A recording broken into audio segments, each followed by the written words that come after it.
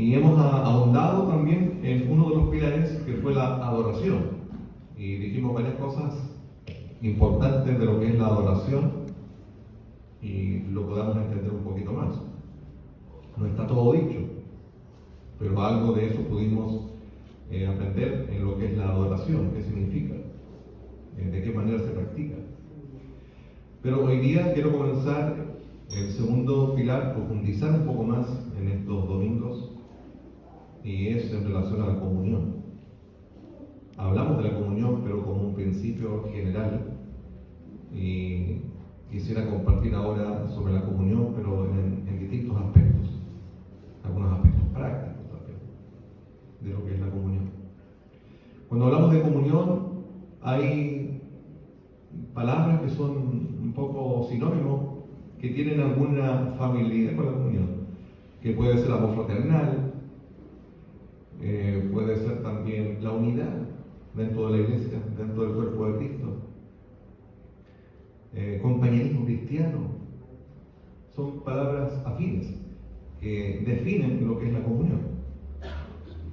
Ahora, la comunión nunca se va a expresar de forma verdadera si primero no tenemos comunión con Cristo.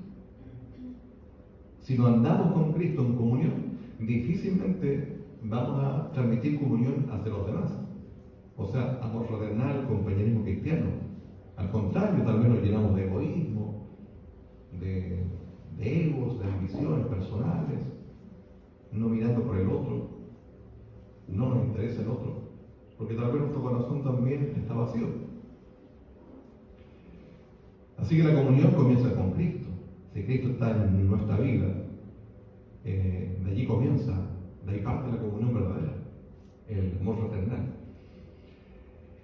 Y también dentro de una iglesia, si no hay amor fraternal, no hay compañerismo cristiano, no hay unidad, nadie va a querer estar en la iglesia. Nadie va a querer compartir con el otro, porque no va a tener, no va a experimentar esa comunión, ese amor fraternal. Se va a querer ir del lugar. Y también los que están afuera tampoco van a querer llegar, porque van a decir allí donde no hay unidad en ese grupo de hermanos, no hay amor fraternal. No voy a ir a ese lugar. ¿Se da cuenta? Es lo mismo si usted hace la comparación, una analogía en lo que es una familia. Si es una familia acogedora, van a llegar las personas, se van a sentir atraídas. En un lugar de trabajo, si hay unidad, hay compañerismo, hay comunión, bueno, será un ambiente de trabajo mucho más llevadero, más fácil. Y acerca de la comunión, usted conoce el Salmo 133 que dice que donde hay armonía entre los hermanos, el Señor está allí, envía bendición, dice la vida eterna. Es como el óleo que baja sobre las vestiduras de Aarón. Está hablando de una forma simbólica de que es una experiencia hermosa, una experiencia bonita. Y la iglesia tiene que experimentar también eso. Es parte de la vida o el ADN de una iglesia. La comunión, el compañerismo cristiano, la unidad dentro del cuerpo de Cristo. Y hoy día vamos a hablar un poco de lo que es la unidad. Y si nosotros leemos en Filipenses capítulo 2, verso 2, hay un texto allí, hay varios textos que hablan de la unidad. Está la carta que escribe el apóstol Pablo a los Efesios, cuando escribe a los romanos, escribe a los corintios, habla mucho acerca de lo que significa el cuerpo de Cristo y cómo el cuerpo de Cristo debe ser administrado, gobernado, guiado por el Espíritu de Dios. Y hoy día vamos a ver la unidad.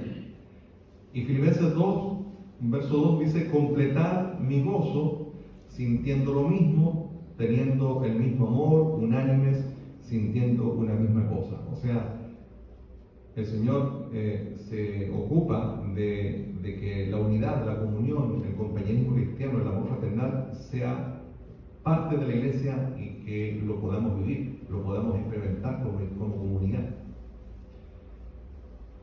Ahora, cuando hablamos de la unidad, partimos diciendo que Cristo llamó a sus discípulos a una experiencia genuina de arrepentimiento y de fe.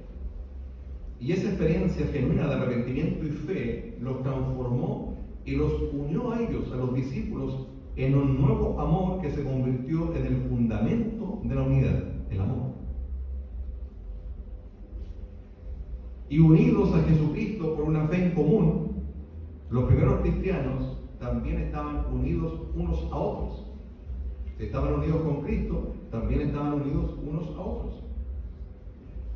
Y de esta manera, ellos pudieron enfrentar la persecución, el odio, la oposición de los judíos y también la fuerza militar de los romanos que doblegaban a todo imperio y arrasaban con pueblos, culturas. Y también los cristianos tuvieron que estar unidos para enfrentar también que este tipo de oposición, de lucha que venían sobre ellos para aplastarlos, o también los griegos se reían de ellos porque los griegos se creían los filósofos, los que entendían todas las cosas, la verdad, las cosas de la vida, y los griegos se creían ellos como que lo entendían todo, y cuando los cristianos hablaban acerca de un Dios que murió en la cruz, para ellos era una locura. Entonces, la iglesia cristiana tuvo que enfrentar todo tipo de oposición. ¿Y qué los mantuvo a ellos? Fue el que estaban unidos a Cristo y unidos entre ellos. Había unidad. Entonces, estamos hablando que la iglesia se debe caracterizar entonces por esta unidad. Y así también la iglesia en el principio pudo enfrentar este tipo de batallas. Ahora, sin tener en cuenta las edades ni prejuicios, el apóstol Pablo predicó un evangelio simple con respecto a lo que es la comunión, el amor fraternal, la unidad de la iglesia. Y sin tal convicción proveniente de la experiencia, porque él igual lo pudo experimentar. Recordemos que él fue un perseguidor de los cristianos. Después, cómo Dios lo transformó y entendió lo que significaba la comunión, el amor fraternal, la unidad del cuerpo de Cristo. Y en esa experiencia, la iglesia primitiva hubiera estado unida nominalmente, o sea, en teoría. Si hubiese sido algo que se enseñaba en teoría, pero el apóstol Pablo no, él lo experimentó. Entonces no era algo nominal, no era algo teórico, sino que era una realidad. Él lo experimentó en su propia vida y es lo que él le enseñaba a las iglesias. Sin embargo, en ese cuerpo colectivo de la sociedad, ellos eran un solo cuerpo y espíritu, dice Efesios. Un solo Señor, una sola fe, un solo bautismo, un solo Dios y Padre de todos, el cual es sobre todos y por todos y en todos. Todos conceptos de unidad, todos conceptos de comunión, y que debe ser la característica de la iglesia de Cristo. Y como comentó uno de los antiguos padres de la iglesia, cuando se refirió a la iglesia naciente de Cristo, decía: la unidad y paz que había entre los cristianos hacía la religión agradable a juicio de los paganos imparciales. Los cristianos eran conocidos por la benignidad y dulzura de su disposición, por el candor y bondad de sus espíritus, por su amor mutuo, la paciencia y condescendencia del uno hacia el otro. Eso es lo que escribe uno de los primeros padres de la iglesia, de cómo eran los primeros cristianos. Estas características tenían. Y esto, ya hablando un poco de lo que es la unidad en sí, esto nos lleva a pensar en lo que es la unidad de espíritu. La unidad de espíritu. Efesios 4 dice: yo pues preso en el Señor os ruego que andéis como es digno de la vocación con que fuisteis llamados, solícitos en guardar la unidad del espíritu en el vínculo de la paz. Es decir, la exhortación de Pablo no nos motiva a trabajar para crear la unidad. Aquí hay un punto importante. La unidad no la creamos nosotros, sino que somos llamados a mantenerla. ¿Por qué? Porque la unidad es un regalo de Dios. Hay unidad porque estamos vinculados con un Dios que vive en perfecta unidad, el Dios Trino. Dios Padre, Hijo y Espíritu Santo coexisten y viven en armonía, en unidad, en comunión. O sea, de allí parte la unidad y la comunión. Así que nosotros no vamos a inventar la unidad. No la vamos a fabricar o inventar nosotros. La unidad está en Dios, está en Cristo, está en el Espíritu Santo, está en el Dios Trino. El Dios Trino y el Tri-Uno, porque es un solo Dios, manifestado en tres personas, pero que coexisten en perfecta armonía y compañerismo, usando esta expresión. Lo único que podemos hacer nosotros, lamentablemente muchas veces, es quebrar esa unidad. ¿Y con cuánta facilidad la podemos quebrar? Porque somos frágiles, estamos aún en esta naturaleza pecaminosa, que fallamos constantemente, y por ello nuestro esfuerzo debe estar dirigido hacia la prevención de lo que el Señor ha establecido, porque hemos sido llamados a ser agentes de unidad, instrumentos de unidad y de comunión y de amor fraternal. Y unidad no es la descripción de una coincidencia de ideas y conceptos, o sea, que todos pensemos igual, sino más bien de un llamado al compromiso, a construir y a edificar para que no se quiebre la unidad. Para eso hemos sido llamados. Así que no es que estemos pensando todos igual y tengamos los mismos gustos y apreciaciones. No se trata de eso. Podemos ser distintos, pero sí hay un llamado a un compromiso a no quebrar la unidad.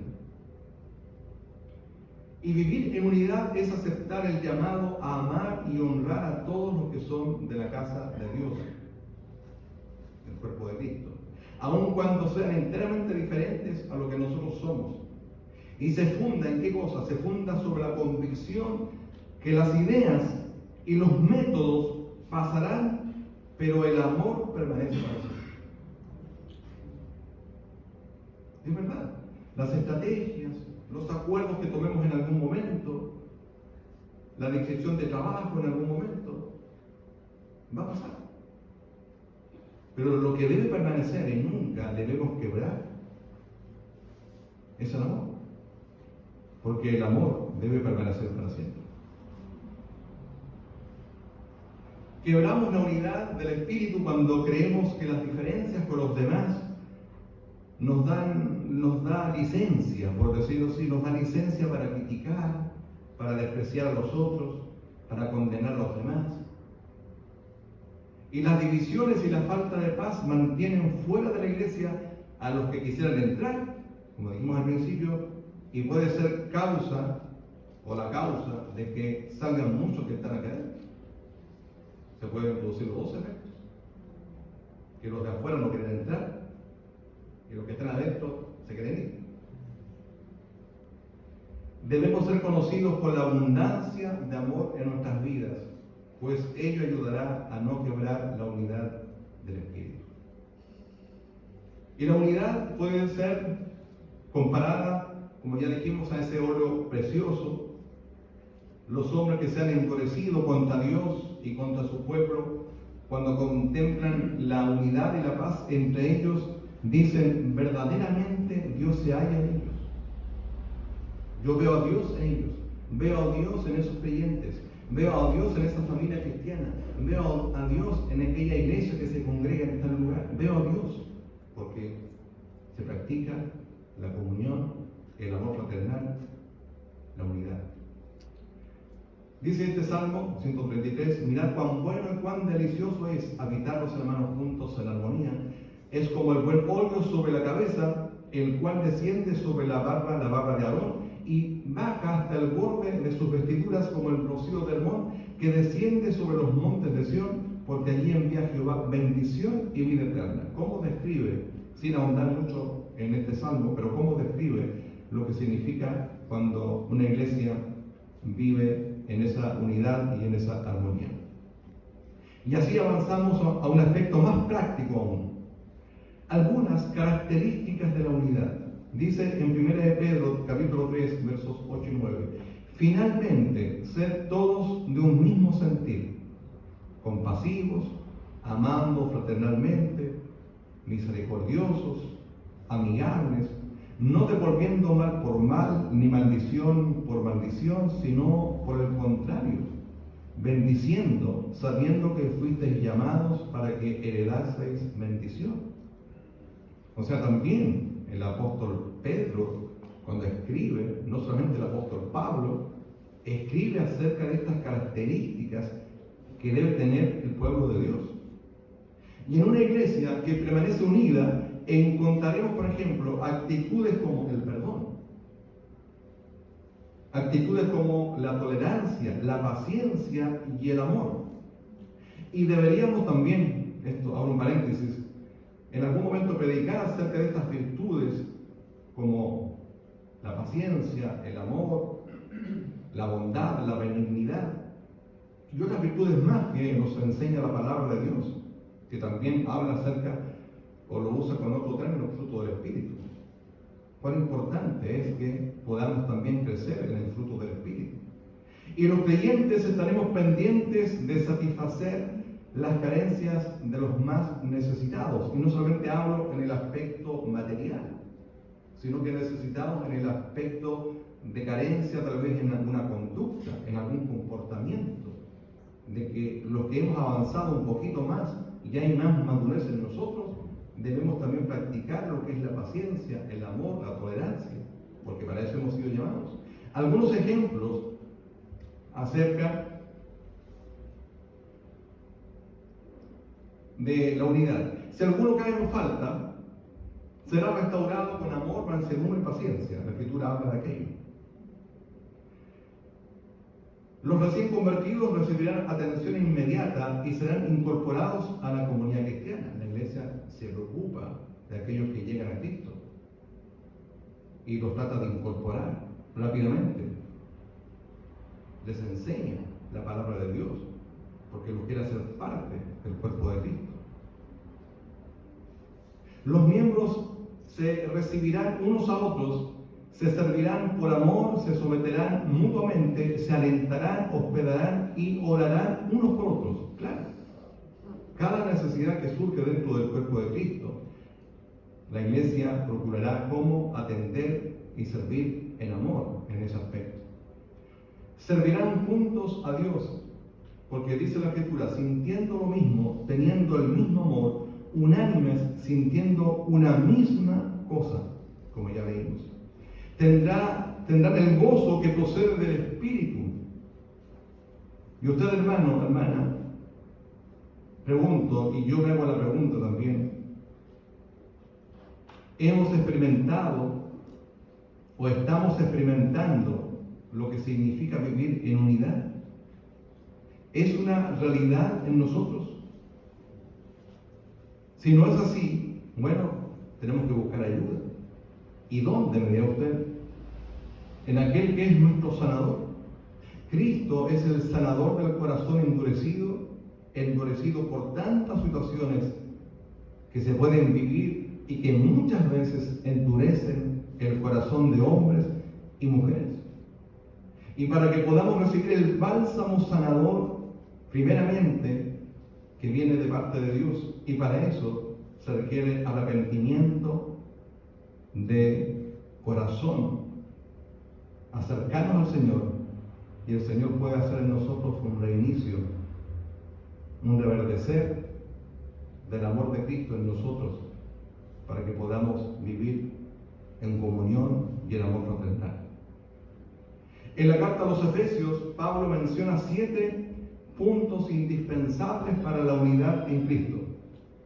En Efesios 4, versos 4 y 6 dice, un cuerpo, un espíritu, una esperanza, un Señor, una fe, un bautismo y un Dios y Padre. Dígame si no están allí los conceptos de unidad, de lo que el Señor quiere para su iglesia. Y frente a la falta de armonía y unidad que impera en el mundo, nuestro Dios ha obrado. Él es un Dios de unidad, es un Dios de paz y amor, es Dios trino y uno. Él quiere que su pueblo viva en unidad, siendo humildes, sencillos, pacientes, repartiéndonos el peso de la carga equitativamente y con amor.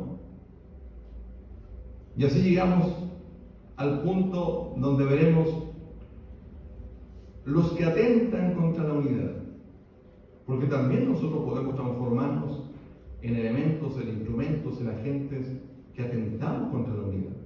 Y nadie está libre de esto. Nadie puede decir, no, yo nunca voy a ser un instrumento de desunión o que va a quebrar la unidad. Cuidado, podemos equivocarnos, podemos fallar, somos frágiles. Los que atentan contra la unidad. 1 Corintios 3:17 dice, si alguno destruyera el templo de Dios, Dios le destruirá a él, porque el templo de Dios, el cual sois vosotros, santo es. Atentan contra la unidad de la iglesia lo que va tras la idolatría. Y cuando hablo de idolatría, no es necesariamente arrodillarse ante una imagen, sino que va mucho más allá. Son aquellos conceptos, actitudes, paradigmas, modelos, estilos de vida, convicciones que están de alguna manera arraigados en mi corazón, pero que a la luz de la palabra no son correctos. Y eso es idolatría. Porque yo me rindo ante ellos, a estos paradigmas, modelos, estilos de vida que yo creo que son los correctos, pero si los analizo a la luz de la palabra y no son correctos, es idolatría. También aquí calzan aquellos que tienen conceptos equivocados, por ejemplo, sobre la sana doctrina, los dones del Espíritu, las falsas profecías y el regreso del Señor, que tienen alguna idea errada, falsa, que no se condice con la palabra de Dios. También pueden provocar divisiones dentro del cuerpo de Cristo. Y también quebrantan la unidad, ¿quiénes? Que Dios nos libre. Emplean mal la lengua con chismes, cuentos, difaman y murmuran. Contienden por asuntos de este mundo y discriminan económica y socialmente a otros. Desean siempre figurar, algunos. O otros demuestran hostilidad hacia los líderes y contaminan el cuerpo de Cristo. Son cosas prácticas que se pueden dar dentro del cuerpo de Cristo. Y la iglesia desde el principio demostró que si bien conoce la paz de Dios en Cristo, se ve afectada por muchas circunstancias, tanto desde adentro como de fuera. Sí, hay paz y bendición, pero también vivimos en medio de conflictos. Pero hemos sido llamados nosotros a ser instrumentos de unidad. Y la palabra advierte del peligro de dividir la iglesia. En diversos pasajes enseña que hay que fijarse en quién lo hace para amonestarlo, y si no obedece, también dice desecharlo. También dice que en los últimos tiempos finales, se presentarán con más intensidad estas situaciones por la aparición de espíritus engañadores, doctrinas de demonios y la hipocresía de algunos. Todo lo cual conllevará un marcado fenómeno de apostasía, es decir, abandono de la fe y de la comunión entre los hermanos. O sea, estamos también en tiempos difíciles, en tiempos peligrosos. Ahora mismo, en el escenario que vive nuestro país, es un tiempo difícil que estamos enfrentando. Pero no por eso, hermanos, nosotros vamos a dejarnos arrastrar por ese tipo de circunstancias para caer en ese juego, donde mucha gente tiene un discurso de odio, un discurso extremista, donde piensa que es dueño de la verdad, en un sentido o en otro. No podemos caer en eso nosotros. Podemos tener nuestras convicciones, nuestras ideas, nuestros pareceres, y es respetable. Pero no podemos caer tampoco en otro tipo de conductas que están muy lejos de lo que debe ser un hijo o una hija del Señor. Y bien, no podemos decir, líbranos de todo peligro y todo conflicto, porque la iglesia de Cristo siempre ha estado en medio de conflictos y escenarios difíciles, desafiantes. Y no por eso nosotros vamos a dejarnos arrastrar. Al contrario, todo esto nos ayuda, en este caso, de la unidad, de la comunión fraternal, de la comunión unos con otros, a que lo practiquemos con mayor fuerza. Porque esto es lo que el Señor quiere para nosotros como iglesia, que nos caractericemos por esto. por estas virtudes, llamémosle fruto del Espíritu, llamémosle lo que el Señor quiere para la iglesia de Cristo. Y esto es lo que nosotros debemos procurar, en medio incluso de un ambiente hostil. A la iglesia de Corinto, el apóstol Pablo dice en 1 Corintios 1:10: os ruego pues, hermanos, que por el nombre de nuestro Señor Jesucristo, que habléis todos una misma cosa y que no haya entre vosotros divisiones, sino que estéis perfectamente unidos en una misma mente y en un mismo parecer. Una vez más habla acerca de la unidad. Y finalmente llegamos al último punto del mensaje: aprendiendo a vivir en comunidad. 1 Corintios 12, verso 24, la parte B del versículo, y verso 25. Pero Dios ordenó el cuerpo, dando más abundante honor al que le faltaba, para que no haya desavenencia en el cuerpo, sino que los miembros todos se preocupen los unos por los otros. Si queremos esforzarnos por la paz y la unidad, debemos considerar que Dios ha templado el cuerpo de modo que lo hermoso no se separe de lo que no lo es, como si no tuviera necesidad de ello. Hay en el cuerpo algunos miembros y vasos que son menos honrosos que otros, pero no por ello debemos despreciarlos, sino concederles más abundante honor en contra de lo que hacen hoy algunos. Claro, porque la vida cristiana se tiene que comparar como cuando uno llega a Cristo y nace como un bebé, haciendo esta analogía, y da los primeros pasos y va aprendiendo acerca de la vida cristiana. Después se transforma en un niño que ya camina solo, después un adolescente que tal vez se equivoca y erra muchas veces, después en el joven que cierto ya está viendo su horizonte, cómo ya estabilizarse, después el adulto. Y a veces nosotros pensamos que cada persona, cada creyente está en el mismo nivel de madurez. Y no es así. No es así. Si yo me miro a mí mismo de cuando comencé la vida cristiana, esta carrera, me he equivocado muchas veces y todavía me sigo equivocando. Pero eso me da tolerancia para entender al otro. Eso me da paciencia para escuchar al otro que se puede equivocar y entenderlo. Y darle una oportunidad y otra oportunidad. Si comparamos lo que es la iglesia con una familia, aunque las familias también se equivocan y tienen muchas fisuras, igual que los matrimonios, pero el ideal de una familia y un matrimonio es que allí encontremos unidad y encontremos compañerismo, comunión, tolerancia, paciencia. Y se imagina un padre que no le tenga paciencia al hijo, que aprende a caminar y está caminando y se cae una y otra vez y quiere que camine rápido y que no se equivoque. No puede ser. El adolescente también, en esa adolescencia que adolece de firmeza, de claridad de lo que será de su vida, y el padre lo desechara porque se equivocó y se está equivocando mucho.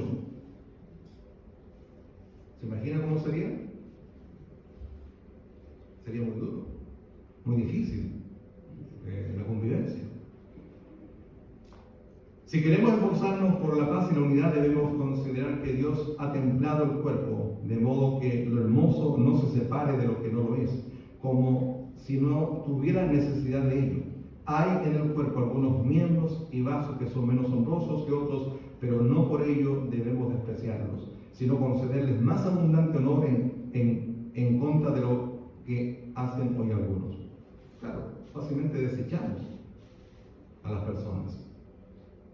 Si queremos vivir en paz, recordemos nuestra relación con Dios, como un hijo a un padre y del uno al otro como hermanos.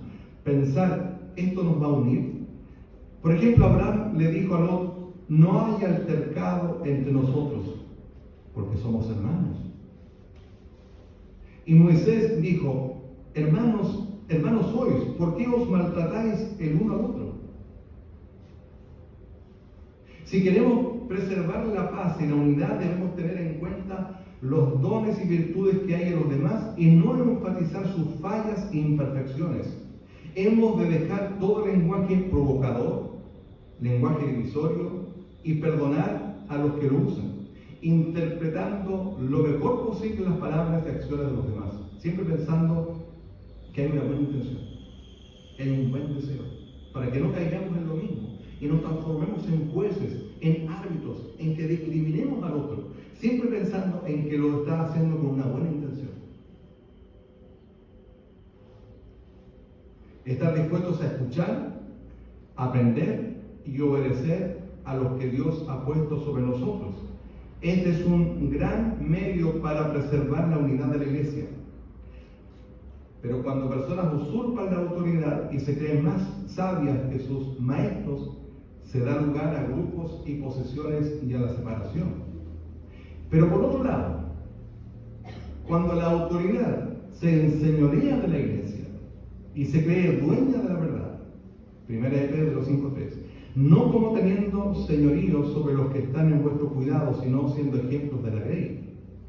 Y Mateo 20:25-28, pero Jesús los llamó y les dijo: ustedes saben que a los que gobiernan entre las naciones les gusta mostrar su poder.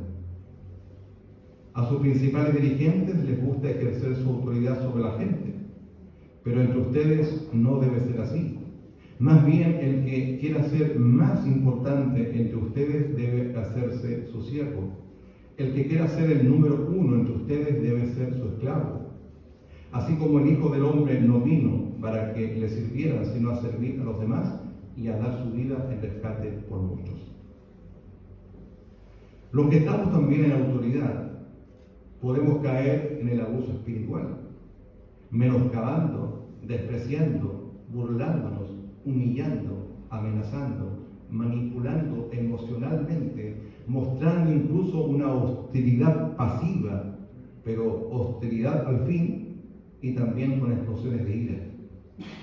Si queremos mantener la unidad del espíritu en el vínculo de la paz, debemos recordar que servimos a un Dios de paz y que nuestro Salvador es príncipe de paz. El apóstol Pablo escribe a la iglesia de Corinto, 1 Corintios 13:11, cuando era niño, hablaba como niño, pensaba como niño y razonaba como niño, pero ya de adulto dejé de comportarme como un niño. Y dentro de aquello está la comunión, el amor fraternal, el compañerismo cristiano, la unidad del cuerpo de Cristo. La iglesia ha sido llamada a ser un reflejo del Dios Trino, es decir, una comunidad de amor y comunión. El Padre, el Hijo y el Espíritu coexisten, conviven en armonía y disfrutan su comunión. Así que Dios, estimados hermanos, hermanas, iglesia de Cristo, nos ha llamado para que también construyamos lo que ya Cristo hizo, que la iglesia es una y debe vivir en unidad, en comunión, en compañerismo cristiano. Pero también nosotros tenemos que ser instrumentos para poder seguir construyendo encima de lo que ya Cristo hizo por su iglesia. Como conclusión, ¿somos genuinamente celosos en la lucha por la unidad de la iglesia? ¿O somos más celosos en la lucha por nuestros propios derechos, privilegios y preferencias? El Señor nos ayude para que tengamos la luz de su palabra y el discernimiento de su espíritu para poder conducirnos.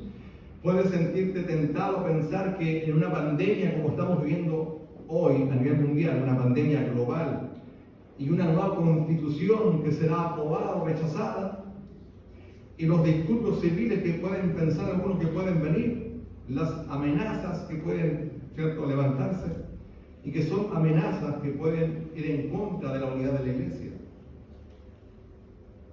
Pero por un lado no lo son.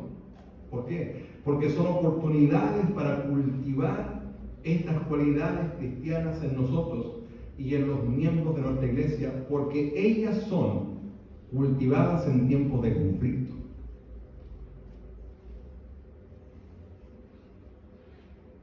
Así que la unidad, el amor fraternal, la comunión no puede dejar de practicarse porque estamos en un escenario como el que estamos viviendo. Al contrario, es para practicarlo aún más y para buscarlo aún más. En los conflictos crecemos y aprendemos. Le doy un solo ejemplo. Los que tienen vehículos. Si vamos por una carretera y si usted va solo en la carretera, ningún vehículo al lado, ni adelante ni atrás, usted no necesita paciencia ni tolerancia, porque no hay ningún automóvil delante suyo, ni detrás, ni al lado. Entonces no requiere paciencia. ¿Cuándo se requiere paciencia? Cuando usted tiene autos al frente, atrás y a su lado. Y algunos que pasan muy rápido, y otros que le tocan la bocina, y otros que tal vez le bajan el vidrio y le hacen un gesto. Allí se requiere paciencia. Allí se requiere tolerancia. Cuando haya gente que no respeta las leyes. Pero cuando usted va solo,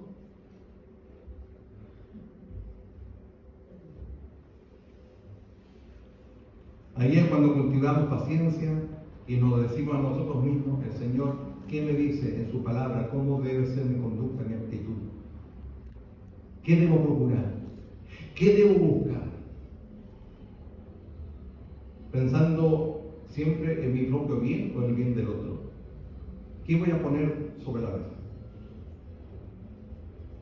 ¿O voy a provocar solamente la desunión y provocar algo que va a dañar el cuerpo de Cristo? ¿O voy a buscar una salida que nos ayude como cuerpo de Cristo a mantener esa unidad que Cristo ya logró para su iglesia? Hermanos, termino diciendo, debemos dejar que el Espíritu de Dios ponga más y más de Él en nosotros, para no quebrar esa unidad o no ser instrumentos de tropiezo. Es muy fácil quebrar la comunión, es muy fácil desunir y también es frágil en el sentido humano, porque nosotros somos frágiles, pero no así desde la realidad de Dios, porque Dios es todo unidad, Dios es todo comunión, y en Cristo la unidad es una realidad lograda para que la iglesia de Cristo la viva, la experimente. Pero el gran desafío es que cada uno de nosotros debe trabajar para fomentarla, mantenerla, experimentarla y disfrutarla, porque es una realidad que está ahí. La unidad está hecha en Cristo y cada uno de nosotros debe considerarla como una de las metas y virtudes por la que debemos mantener. Y la debemos mantener. El apóstol Pablo tuvo que escribir mucho sobre el tema de la unidad en varias de sus cartas, especialmente la carta a los Corintios y otras más, como a los Efesios, Romanos, etc. Cristo explica en Juan 17:22: les he dado la gloria que tú me diste para que sean uno como nosotros somos uno. El Señor Jesús anhela que su pueblo no solo hable de la unidad, sino que la demuestre. En teoría somos uno, pero el deseo de nuestro Salvador es que lo demostremos en la práctica. Solo Cristo nos puede llevar por su Espíritu a que cultivemos una comunión primero con Él, y después podremos tener el poder, la capacidad para vivir en comunidad, en unidad. Se comienza con Cristo, se comienza en la cruz. El vivir en amor fraternal se inicia rindiendo nuestro corazón a Cristo, y solo Él endulzará nuestro carácter, transformará nuestra conducta. Solo se lo debemos decirle: Señor, transforma aquellas áreas en mi vida que requieren ser transformadas y sanadas, para que yo sea un instrumento de unidad, de comunión, de amor fraternal. ¿Cómo está nuestro corazón? El Señor lo conoce, Él lo sabe, a Él le rendimos cuenta.